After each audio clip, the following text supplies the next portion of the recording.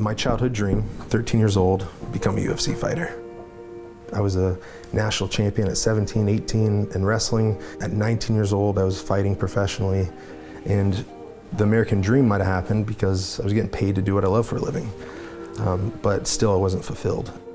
I dealt with depression and dealt with addiction. So at 23 years old, I attempted suicide. Lights out, life was over, life wasn't worth living. I wanted to do something with my life that was worthwhile, that was meaningful. I had a vision. It was like a movie in my mind. And I saw myself walking down a footpath. I heard drumming. Then I got in and I met these people. I didn't know who they were. I knew they had darker skin, but I just saw their suffering. And then I felt overwhelmed, like absolutely 100% overwhelmed. Who are they? They're forgotten. That's the Pygmies, they're in the Congo. I fell in love with the people, they fell in love with me too. 5 of our 7 children have died just because of dirty water. So that's like equivalent to 100 school buses falling off a cliff every day. The problem was way too big, I was way too small. Water changes everything. Water is life. Without it, they're dying. And so you bring in fresh water to a place and it changes the culture. Or I just want to be the best that I can be, but now I feel like it's shifted to where I'm not doing it just for myself. But with MMA, in 5 years, I hope I'm that Bellator heavyweight champion. If I have truly become a champion in the sport, that lets me then use that platform to tell them about what's really important. Life's not about us, and live to love to live.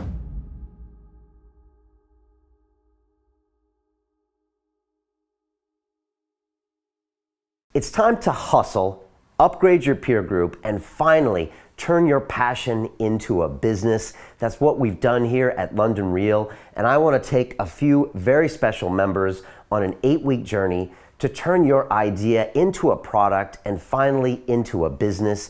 Every week, you'll be on the phone with me and the entire team for 2 hours to finally make you accountable to make those changes in your life and finally be an entrepreneur and control your destiny. Please submit your application on the link below or go to londonrealacademy.com/biz. That's B-I-Z. I read every application personally. I look forward to hearing your story and welcoming you into the inner circle here at London Real. I first saw Justin Wren years ago on the television series The Ultimate Fighter, and I saw him tapping out other guys in the UFC cage, and I had no idea that one day he would come to London and I would speak to him on London Real. And I had even less of an idea that most of what we would talk about would not be mixed martial arts, would not be fighting, but would be talking about what he's done for the Pygmy people in Congo, and that is fight for the forgotten.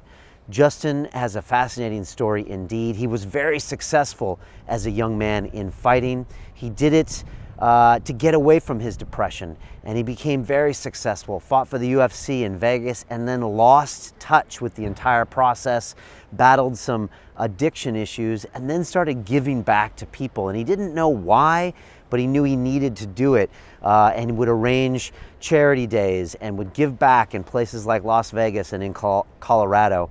And then he had a vision, and the vision was to help these people. And it turns out those people were the Pygmies, which is a race of people that has really been almost enslaved in Africa for thousands of years. And he knew that he had to go there and try to empower them, to give them land for the first time, to give them opportunity. And he's manifested that in what he calls the fight for the forgotten. And he literally goes and lives down with the Pygmies and builds wells, but he does it in an intelligent way where he can make peace between the people that used to be the slave masters of the Pygmies themselves, so it's a win-win for everyone. And Justin he's a fighter through and through, and now he's back in his MMA career, but he's not fighting for himself, he's fighting for his movement, for the Pygmy people, and he's now going for the heavyweight title in Bellator, pushing for a fight with Kimbo Slice, which I would love to see happen. And when you're around Justin, you can just feel this warm energy, and you can see how his life is about much more than himself. And I'm telling you, I would be scared to fight a man who's fighting for a higher purpose, because that man can't be beaten. And it was a real honor to speak with Justin. I know you're gonna love this amazing episode. A lot of people ask me, Brian, what is London Real really about? Well, it's more than just putting videos on YouTube with incredible people that come from around the world to deliver their messages that will change our lives. It's really about taking it a step further. And we have over 1,000 members worldwide at our London Real Academy that get together in person. That's the most important part, in person, at cities around the world, at our summit meeting here in London, in our studios, and we push each other to be the best version of ourselves. Because I think to play small is actually doing a disservice to you and to our culture around us and to everybody in the world. I think we need to risk it. We need to go big and do great things. And that's what we empower here at London Real. And here's a little bit more about that.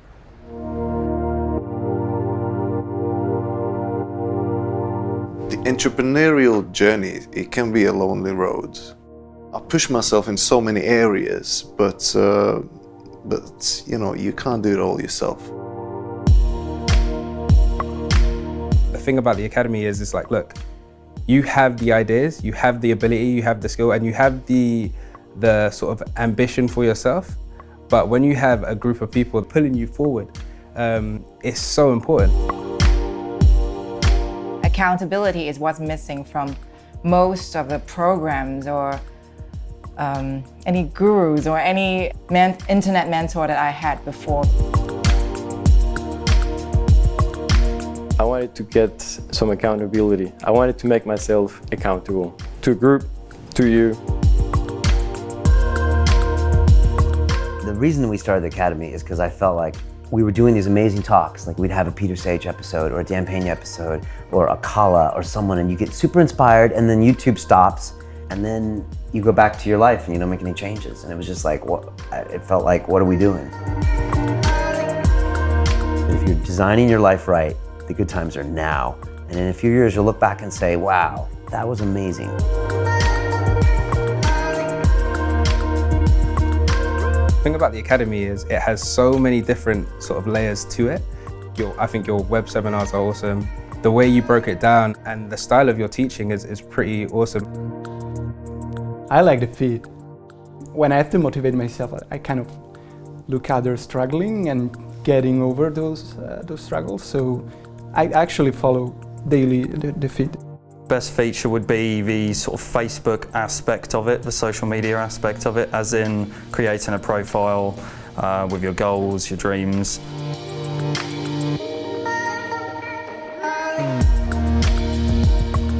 Everyone's on the same vibe, and we may be at different stages in our journeys, but everyone's on the same page at the end of the day. Everyone's really trying to push themselves and building the best you. It really resonates with me. And the fact that I'm committing a small amount of money and the fact that I'm actually trying to interact with those people means that I'm invested and means that I will keep it for the long run.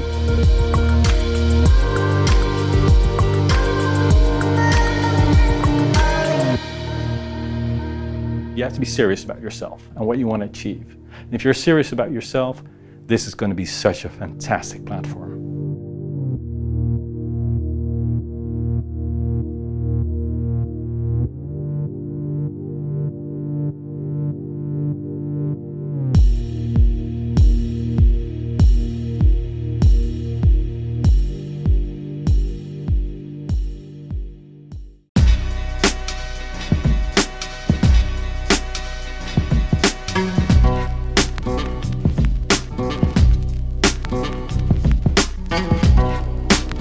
London Real, sponsored by Bulletproof.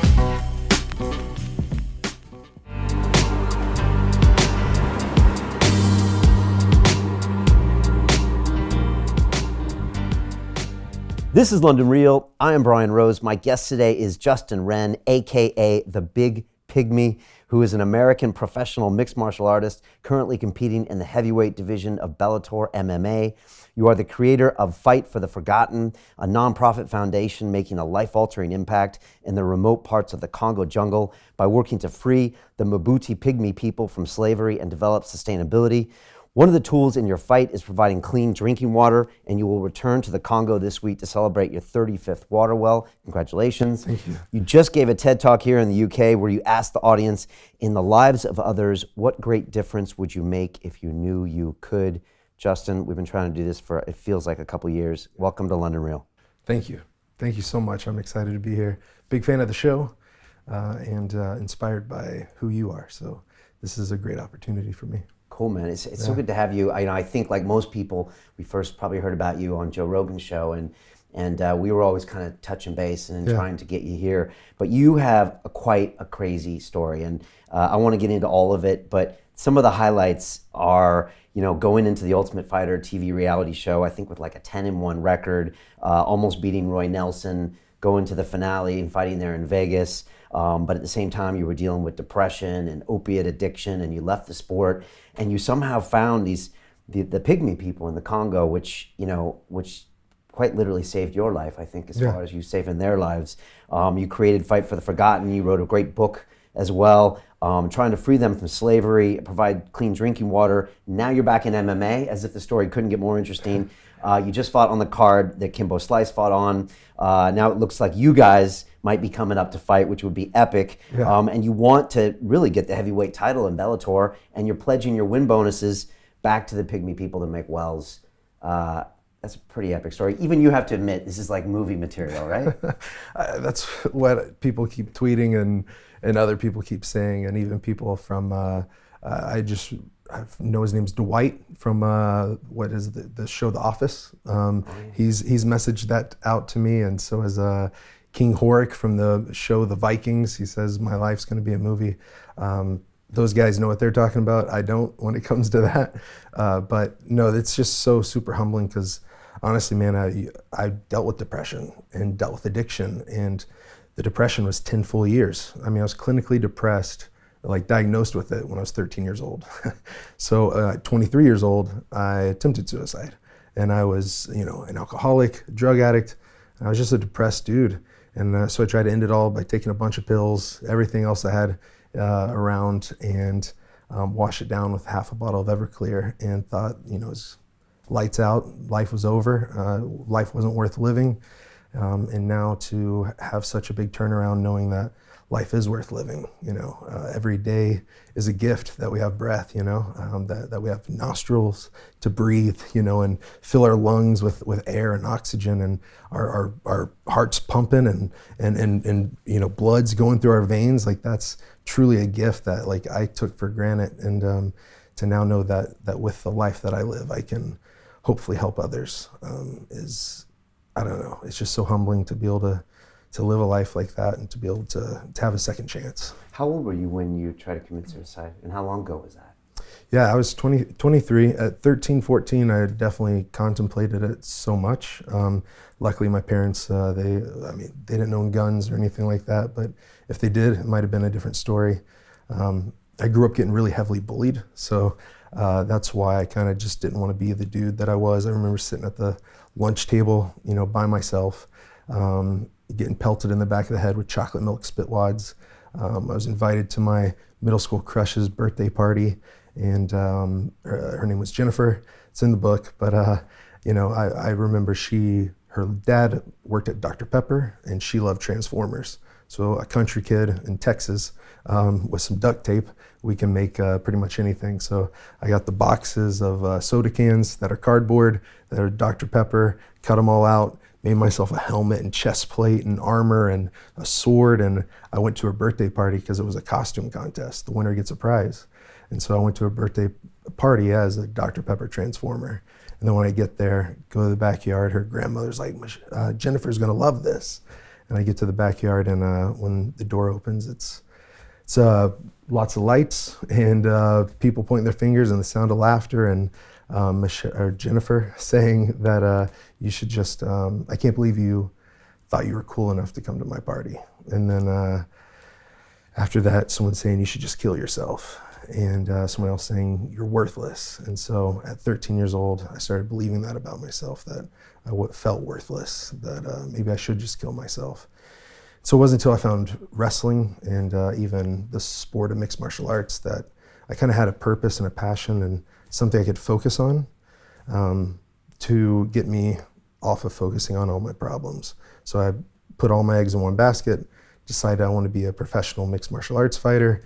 I love the sport, the chess match of it, but I also knew that those dudes probably didn't get bullied. Yeah, do you think a lot of fighters start off that way, as an anti-bullying defense? Maybe. I know the Diaz, it's a big thing right now, but the Diaz boys, I know at least the older brother, Nick, he dealt with like some social anxiety and just some social issues growing up, and maybe he didn't have the best speech or something, and he got picked on, and so he became a tough guy, started fighting. So I think a lot of fighters probably started off in some way getting picked on, just deciding it's time to fight back. Yeah, fighters are a unique bunch, and you probably know them even better than the most of us. A lot of us see them and are like, okay, these are the ultimate alpha male tough guys, but they're probably deep down inside scared. They probably still remember being bullied as kids. They're a crazy bunch. Some of them are busy dealing with heavy opiate addictions, and they look like everything's fine. I guess you've probably seen all of that stuff. Yeah, I have. And let's just say my best friend, I was the best man at his wedding. He's the best man at my wedding. He was a UFC veteran. His name's Josh Copeland, nicknamed the Cuddly Bear. He's a great guy, but I remember us sharing stories whenever we first met. It's like our growing up was so similar because he's a heavyweight. All the kids picked on him, teased him because he was a heavy-set kid.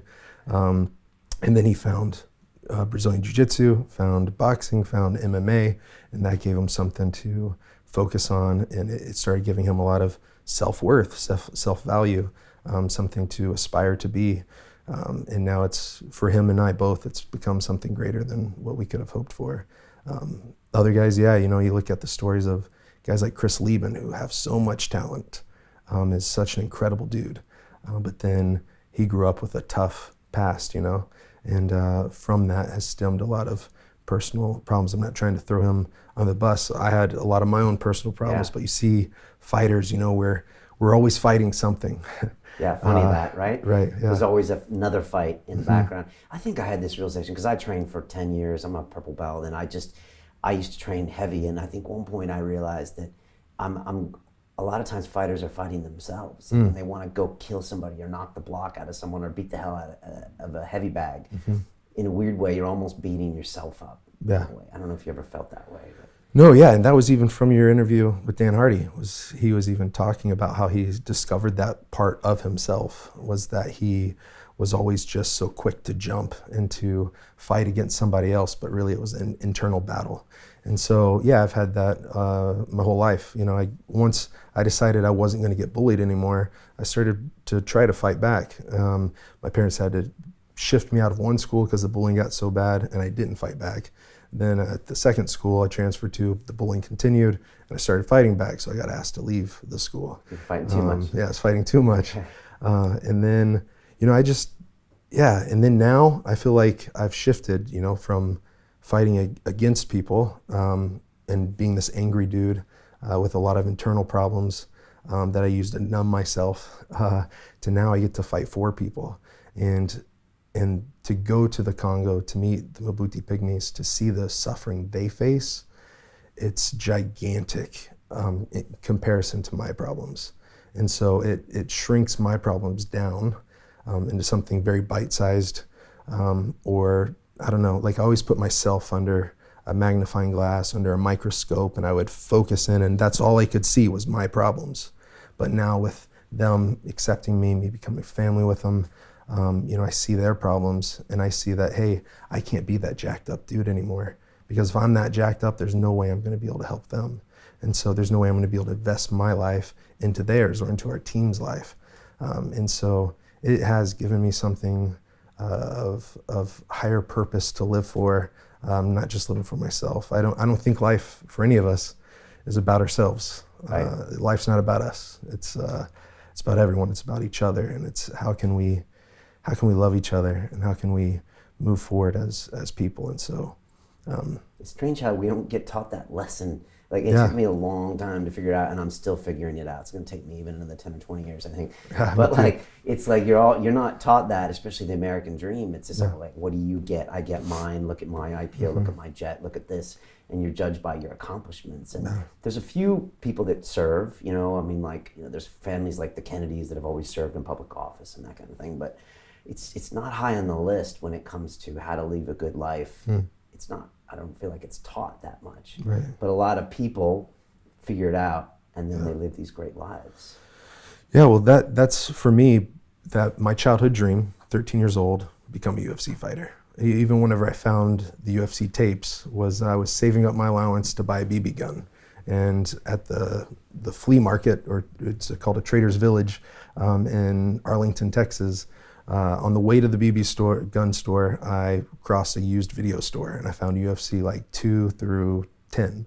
And so I used all the money I saved up for the BB gun to buy the UFC tapes. And I had to like smuggle them back into my house because my parents were kind of conservative, and at that time it was being advertised as I don't know, the human cockfighting, or like one man enters or two man enters, one man leaves, and it's just a blood sport and violent. And but I hid those under my bed, and whenever my dad, VHS tapes, when you try to turn your TV off, it's still moving around and everything. My dad sees the light coming from under my door, and I try to act like I'm asleep. He opens the door, and the VCR is still moving around, and so he knows I'm awake, and he pulls out the tape, and he's thinking he's going to find porn, but it's just the UFC. It's weird. It is porn in a way. It's like adults doing strange things. Right. You know? And then later he finds a whole stash of like 10 or 15 UFC tapes underneath my bed, and still, again, thought it was going to be a stack of porno, but it was a stack of fighting. What did he say? He jokes around saying, sometimes I wish it was, because that's a normal 13-year-old thing or young man thing to do. But now I know you're going to try to be one of these fighters, and that's dangerous, and that's this, that's that. But since he's become very supportive, and yeah, it's been something that for me though, my childhood dream became a reality, right. And and quickly.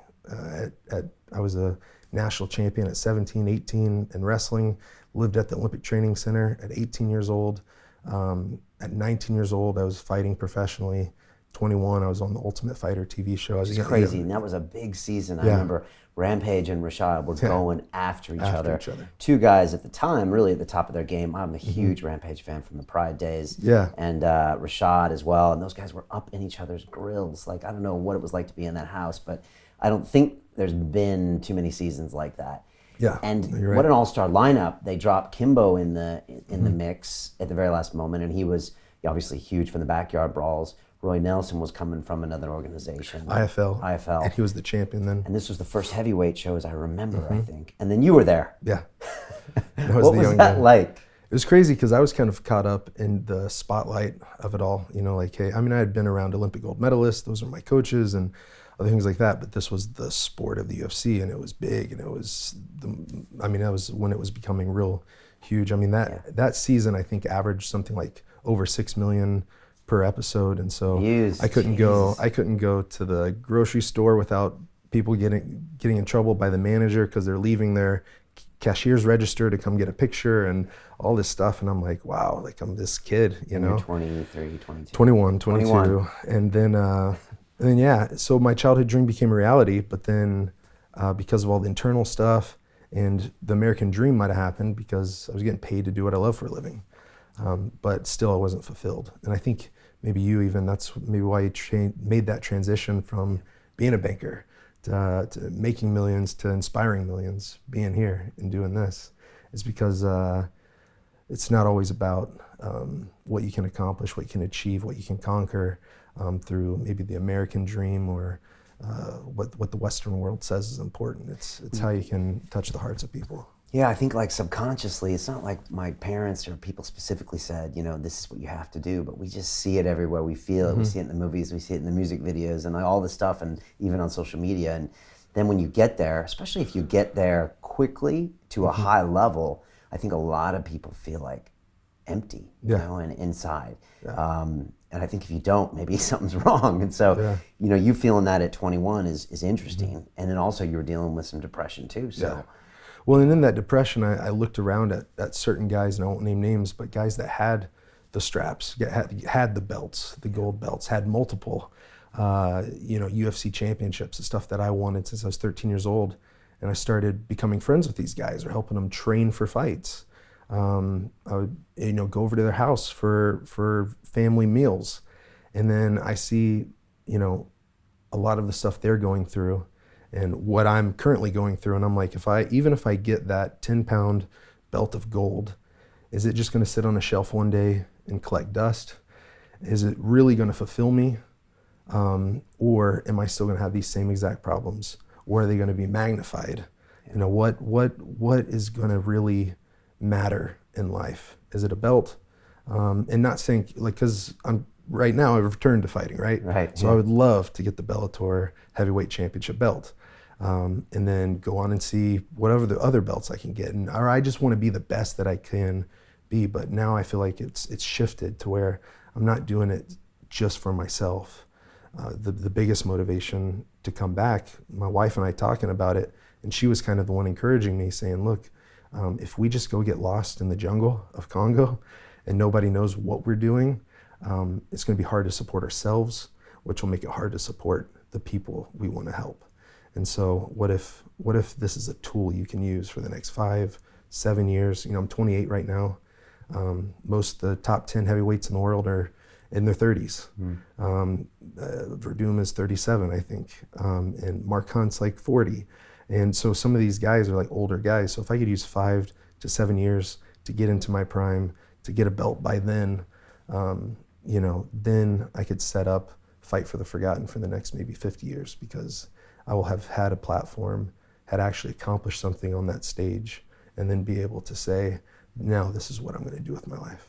It's interesting that you're having this journey, because I think when I first heard about you on Rogan, you were done fighting. Yeah. And so I was really happy to see you come back. And I know you agreed with your wife, if you came back to fight, that, you know, your win bonuses would go for Fight the Forgotten. It would go to build these wells. And now you really feel empowered.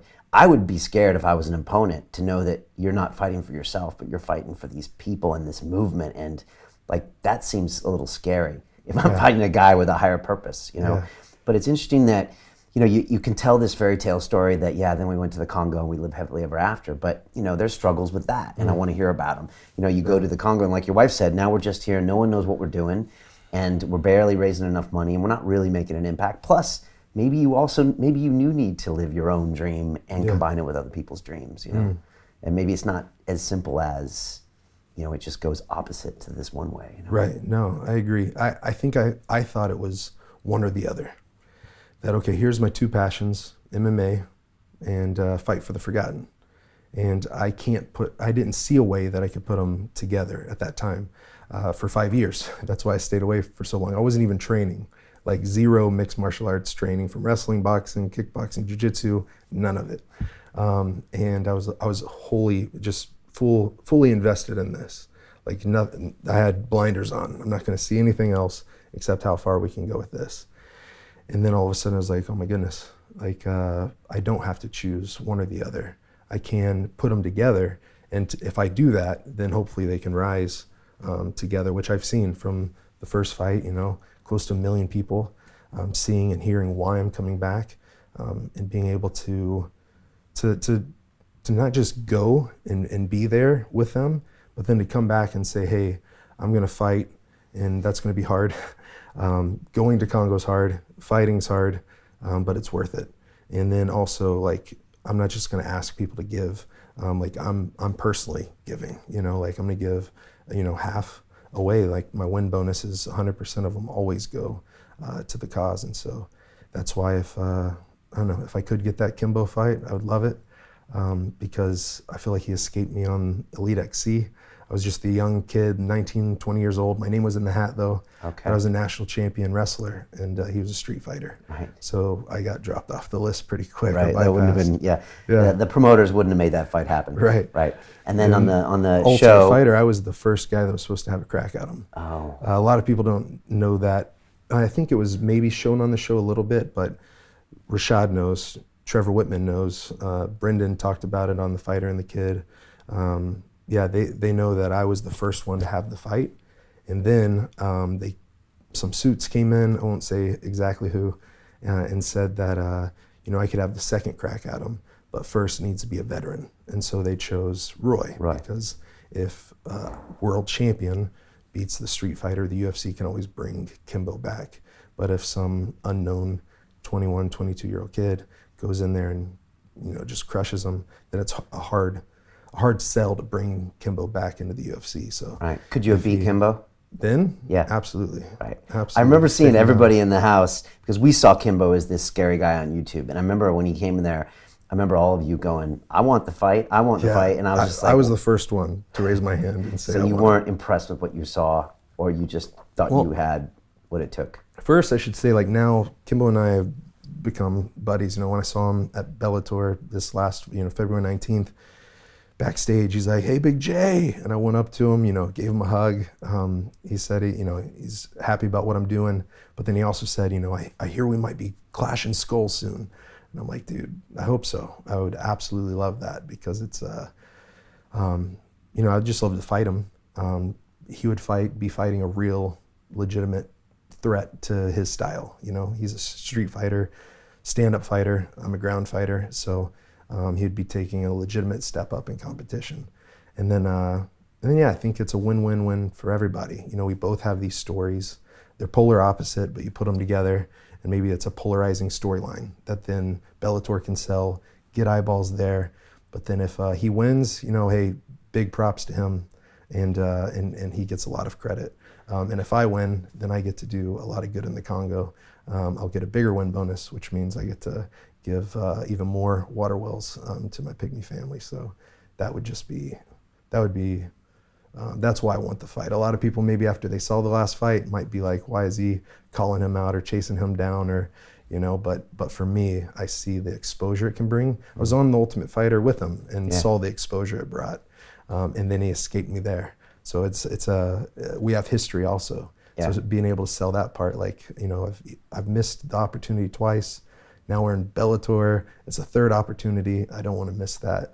And so I'm doing everything I can to hopefully get that fight. Good. It's a great story. I'd love to see Justin Wren, Kimbo Slice. Yeah. That would be an awesome story. And again, stories sell fights. People want to hear these backstories. That's what fascinates people. Yeah. We've said there's so many fights on these days that it's just two guys that are tough and scary and that have a jiu-jitsu or a wrestling background isn't enough. People want to see it. They want to see the footage of you in the Congo. They want to see Kimbo doing this and that, and then you guys come together. Right. So I love it. Let me talk about the pygmy people and how you got to meet them. So you went through the house.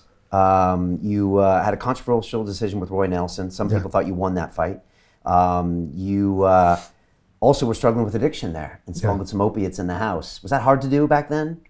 Hard to balance it? To balance opiate use and fighting, but also smuggle things in the house. Yeah. You were fighting well as well. Yeah, I think going into the house, I was trying to be as clean as possible, but I had them almost as a backup. If I don't want to be in a house of 15 guys, if my dream just was crushed.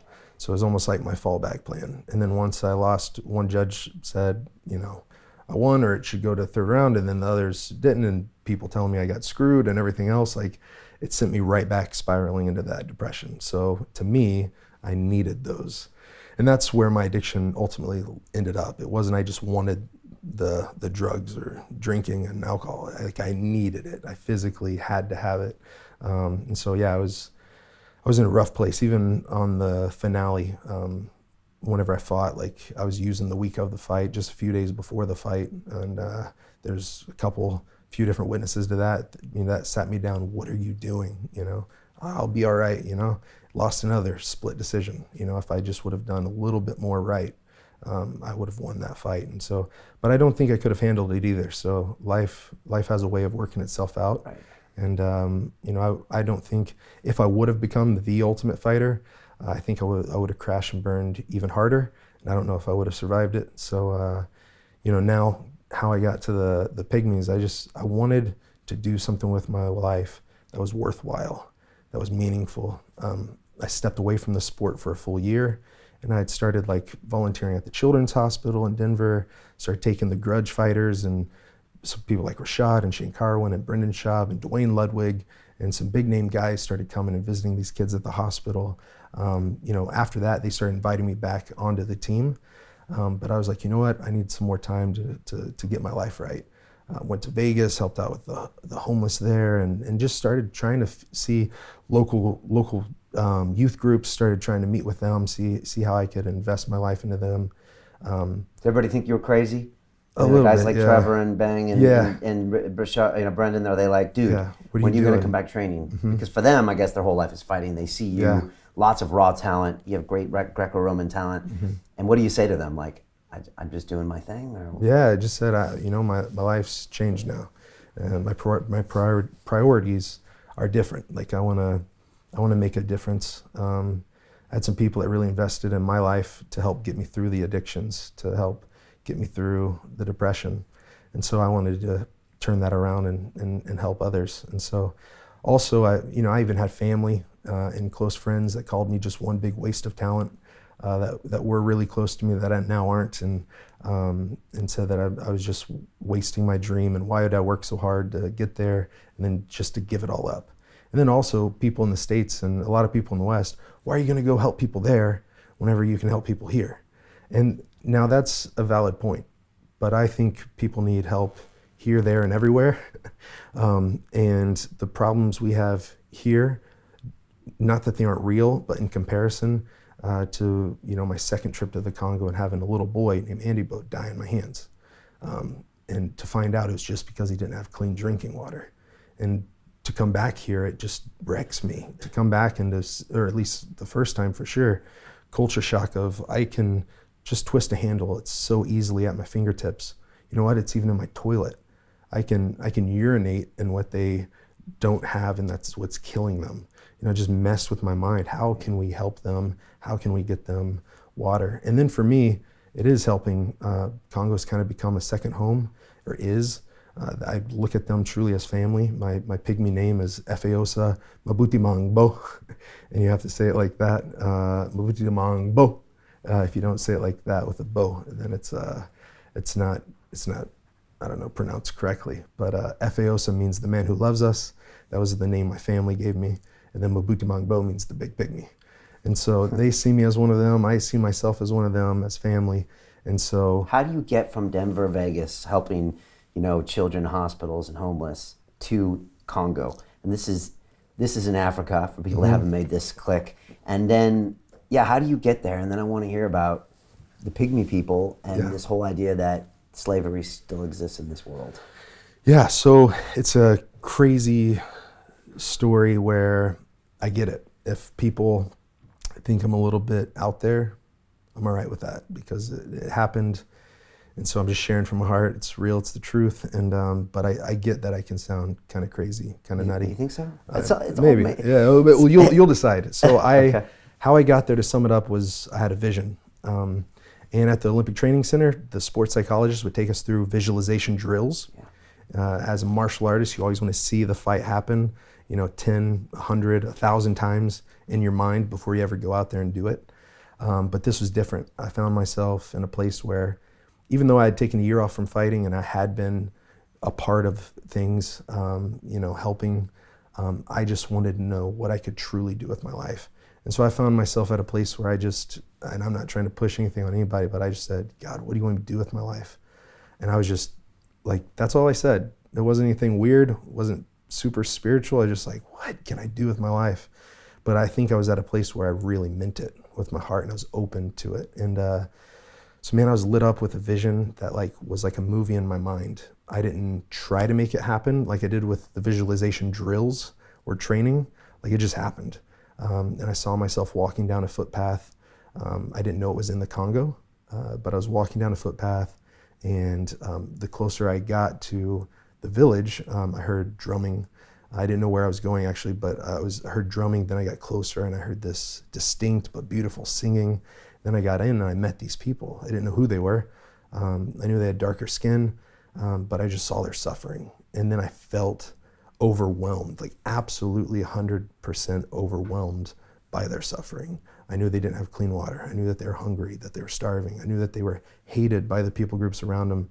The thing that made me cry a puddle of tears. And that's why I say I felt crazy for 3 days. So if other people think I'm crazy, I'm okay with that, because I felt a little nuts, like what just happened. And I cried a puddle of tears this big. I've never cried like that in all my life for these people I didn't know, and I didn't know where they lived or existed. And so and this is 4 years ago, 5 years ago. 5 years ago, okay. over 5, yeah. And you're in Colorado at the yeah. Okay. And all of a sudden I'm like, who are they? And I write down one thing, that they're forgotten. And so, anyways, I tell a guy 3 days later. I felt like I could tell him I've only known him for 3 days, but you know, if someone's gonna think I'm crazy, maybe it can be this guy. You know, I haven't known him that long. So I tell him, and he goes, "That's the Pygmies." And it's my buddy Caleb now. And I tell Caleb, he goes, "That's the Pygmies." And I go, "Who?" He goes, "They're in the Congo." And I'm like, "Where?" and all of a sudden he goes, I'm supposed to go in them like 3.5 weeks from now, but the rebels took over the airport that we're flying into, and the team that I was going with, they're all husbands, they all have children, they're all fathers, and they've all backed out on me. But if you had this vision and you saw them, then maybe we're supposed to go. So if you go, I'll go." And I'm like, whoa, he just told me how crazy it was, how dangerous it was, rebel groups, people were getting killed. Even showed me online how Mabuti Pygmies currently, that the United Nations had verified that they had been being killed, cooked, and eaten because of the belief that they were part man, part animal, and that if people could consume their flesh, that they could go into battle and be invincible. And I was just like, where are we going? Like, this seems nuts, it seems crazy, but the vision was so real to me that I had to go. And then whenever we got there, we were walking down a footpath, the vision came true. We heard the drumming, the singing, we got in there, even so much down to the fact that the chief pulls Caleb and I to the side, and he says, "Hey, one thing I want you to know is everybody else calls us the forest people, but we call ourselves the forgotten people."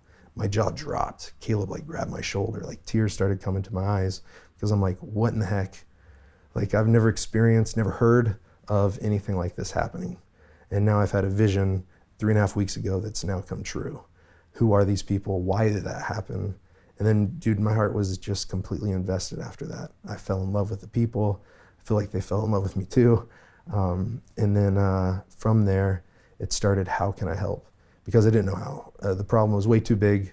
I was way too small. I had no training in community development. The only promise I felt like I could make them was after Andy Bo died. I knew that they needed land. This is the 7-year-old boy who died of 1.5-year-old 1.5, boy. and he died of waterborne illness. Waterborne illness. And you met him and saw it happen. And met him, saw it happen, and dug the grave. Had blisters on my hands. It was $1 for the pills that would have cured him. I mean, it would have been several days or weeks of pills, but it was equivalent to $1 US. The one-time shot that would have cured him would have been $3.50. The casket and shovel that we used to bury him in was like something like $38.